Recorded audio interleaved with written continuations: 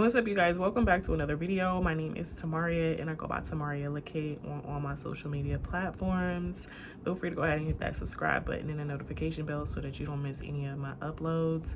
Today we're getting into a story time / testimony. So yeah, let's just go ahead and jump into it.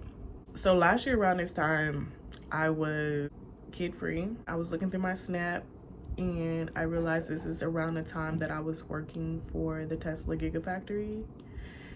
And let me tell y'all how I even miraculously landed this job. So me and my best friend, the one that I told y'all who has the rich nigga, right? You know, they say birds of a feather flock together.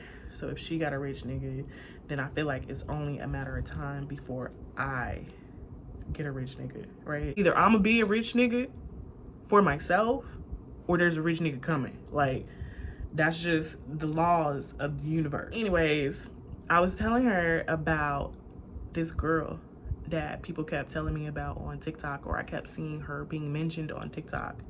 And I believe her name was Be Nasty. So I go to her Twitter, I see her in her car.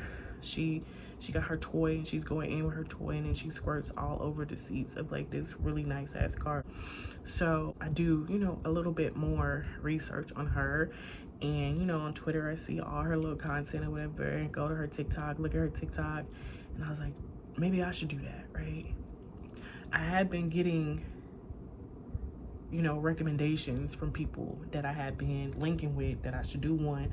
But I was just like, the passion that I put into it is not going to be able to be captured on camera because I don't feel like I'm nasty. I feel like I'm passionate. So not only that, I don't know if I'm 100% about that life. You know what I'm saying? Like, I can sit here and I can talk to y'all about it all day, every day. But as far as like putting it on the internet, like I put a lot of stuff on the internet, but putting that on the internet, you know what I'm saying? I'm not 100% certain that that's something I could do. Thought about it, but I don't know, right? So we talking about Elon. We talking about Teslas and driving cars and spaceships and going out of space on vacations and eating alien meats, and ain't no telling what they doing up there in space, probably taking all of the stuff from Earth and bringing it to outer space so they can start this new world. So I'm just sitting here talking to her about Elon. Like, I'm really excited. I'm really happy in this moment that I'm taking my kids to go see their daddy so I can, you know, come back and have me a good summer, right?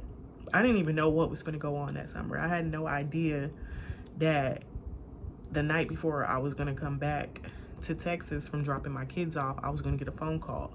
And in that phone call, they were offering me a job to work for Elon Musk. Had no idea that was gonna, you know, come into play, right? But it did, and I was so excited. Like, I was like, I don't even, like, my best friend didn't even know the whole time. I'm just keeping it to myself because I'm like, okay, so I need to at least make sure, you know, I get back to Texas, right? I need to at least make sure that I do my onboarding process and everything that I need to do, get my badge, and, you know what I'm saying, make sure everything plays out the way it needs to play out before I go ahead and start shouting like, hey, I got a job working with Elon, right? So on the whole way back, you know, we having conversations or whatever, and it's almost like, I'm not gonna say I forgot about it, but it was just like that journey to get there. Like, I wasn't even, like, I didn't have no worry, no care or nothing. I was just like, okay, we're just gonna go back. I just wanted to go ahead and finish that drive. And our conversations was normal, you know what I'm saying? I'm talking to her aunties, we talking to her mama, you know what I'm saying? Just like how we regularly do. So I get back, the people from the Gigafactory, they like, do you know somebody else who wants a job? So the first thing I do is I finally go ahead and tell my best friend, like, hey, look, I'm about to start working here. They want to know if anybody else wants to work here because she had been talking about moving down here. So I'm like, okay, well, if she want to move down here, here's a job opportunity for her so she can go ahead and move down here. But she was like, you know, it wasn't gonna work out for her in that point in time. So I was like, who else do I know, right? Who else do I know that I could put on like this, right? So I call my son. He's gay. He's like, I'm on my way. Give me 48 hours. He's here, right? So I was just like, it's so amazing how like miraculously this happened, right? This was like literally like a miracle, like a blessing falling out of the sky. And before creating this video, I looked at my YouTube and I looked at how many videos I've created. And baby, when I tell you I have 683 videos on YouTube, 683 videos on YouTube. Now imagine, from them 683 videos I have on YouTube, if I continue to create videos on YouTube and one of them so happens to go viral, and one of them happens to be so likable by the community in the world that they watch all of my other 683 videos, right? Imagine how amazing that would be for me in my life, right? But anyways, back to this story. So I get back to Texas. I go to the Gigafactory, right? Do all my paperwork, do my drug test, and life is good. I'm working 2 jobs over the summer. My bank account getting nice. Mind you, it's a nice paying job. It's the highest paying job I've ever had, right? So I'm like, God, you are so amazing. Here I am, only in my 2nd year of being here in Texas, and you are blessing me abundantly and beyond the things that I've even asked you. Like, I was just like, God, I don't care. I just don't want to be around this nigga no more. I just can't tolerate being treated how I'm being treated. Like, I'm not, you know what I'm saying? Like, he not giving me no money, God. He not doing nothing for me, except for asking me if I want some snacks from the motherfucking convenience store, God. Like, I just want to be able to take care of me and my kids, God. And when I tell you, God has been going above and beyond each and every time in so many scenarios in my life, like, I can't make it up. Like, I wish I could tell y'all about, like, the testimony for 2023. Y'all might get it sooner than what I think I'm gonna give it to y'all. But when y'all hear about 2023, what's been going on this year, y'all gonna be like, wow, how? And I'm telling you, it's just having faith, having more faith in God than I am in a person or a man or a relationship, right? Just having more faith in God than anybody else. And then allowing myself to show up as the best possible version of myself that I can be. You might be looking for me to be perfect. You might be looking for me to have a set of morals that's in alignment with what the world has going on and what the world is doing. But the only thing God wants for me is for me to trust in God. So that's what I've been doing. I've been trusting in God regardless of what the situations and the outcomes and the due dates and everything looks like. I've been trusting in the Lord. And that's what I'm gonna continue to do, because so far, so good. When I was working at the Tesla factory, baby, these people, they thought I was a supervisor. They thought I was a HR. Like, everybody would like choose to come to me. Like, I had a sign on my head that said, I can help you. So I was trying my best, you know what I'm saying, to help and guide and answer questions that people may have had. But I was just like, what is it about me that these people think that I'm like somebody of importance in this building? Why they think I'm important? Like, look, this was, I ain't gonna lie, first day, I was looking rough, baby. I was looking rough, but I kept this as a little memento. I'm saying, it's like a picture, you know, I'm gonna keep this, I'm gonna put it somewhere, because this is a huge miraculous blessing that's happened to me in my life, and I feel like it's only one of many to come. I don't know what God has up his sleeve for the next miraculous thing that's gonna happen in my life, but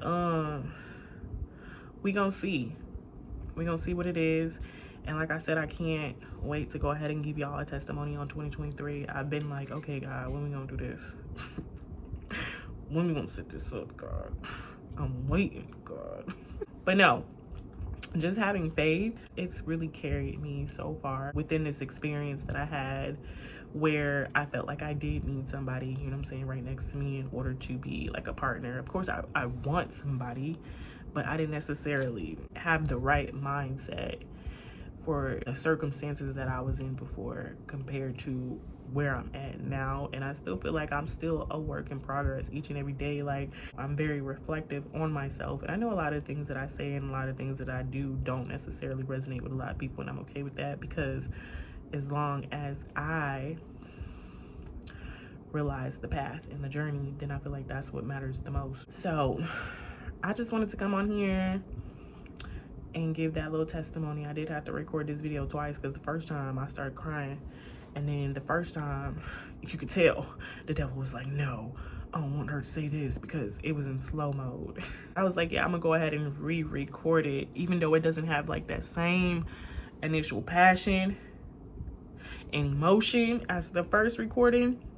I feel like, you know, the message has pretty much got across. But yeah, your girl worked for Elon. Did I tell y'all? So yeah, I seen him. He was like 8-10 feet apart. Every day I'm showing up to work, and I'm just like, wow, this is so freaking amazing. Like, I'm working for a multi-billionaire. Like, I'm surrounded by the energy of a multi-billionaire. Like, he be in here, right? I started following him on YouTube, but then I had to stop watching him because he be posting weird stuff. But I was just like, that's just like amazing, right? That I was around that. To me, it was amazing. I mean, everybody might not look at it. Some people might just look at it as a job, but I was just like, how did I get here so quickly? How did this happen to me so fast? Like, you chose me for this, God?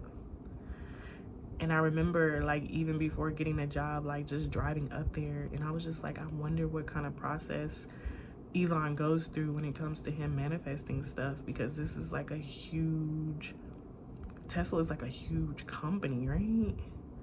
Like, imagine all of the effort of thought and power and intention and action that goes into creating something that freaking big, bro. So I was just like in awe of the entire situation and the opportunity. And then that's okay. So when I started crying because I told y'all I was telling y'all when the kids came back from the summer that I had to let the job go. And I didn't want to let it go because it was a good job, but it was a job to where I would have had to be away from them, and I didn't have anybody to like watch them or babysit them. And so essentially I was telling y'all I had to go ahead and let go of that job and keep the job that I had working from home, which wasn't, you know what I'm saying, paying nearly as much as the job for Tesla. So that part was a little bit emotional because I didn't want to leave, because I felt like I got there so easily and so effortlessly, right? And I felt like there was room for growth and newer opportunities. So letting it go was just like a part of that. You know, when people be like, you have to let, if you have something in your hand and you're holding on to it so tight because you feel like, you know what I'm saying, this is the best thing that could happen to you, but you have to let it go in order for God to go ahead and give you something else. It was like one of them moments. So it was painful, but I was like, I'm gonna trust you, God, that you're gonna work something out that's gonna be way beyond better than this. Whenever it's said and done, like, I just feel a sense of gratitude. I feel a sense of humbleness from all of the things that I've been through since coming here. Because when I tell you I came here, I only had $1,500 to my name when I decided to leave. I had $1,500. I said, you know what? The way I'm being treated and the way I feel in this relationship is not okay with me, and I've tolerated it for so long. Then I'm just gonna take my $1,500 and I'm just gonna go ahead and take a leap of faith and see what happens, and, you know, just hope for the freaking best.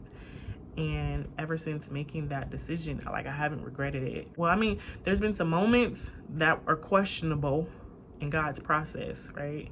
And his process of testing me, there's some questionable stuff that's going on.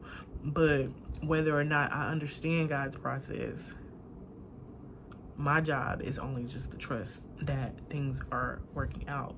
for my greatest good, and that's all I've been doing. But yeah, came here, $1,500 to my name, mind you.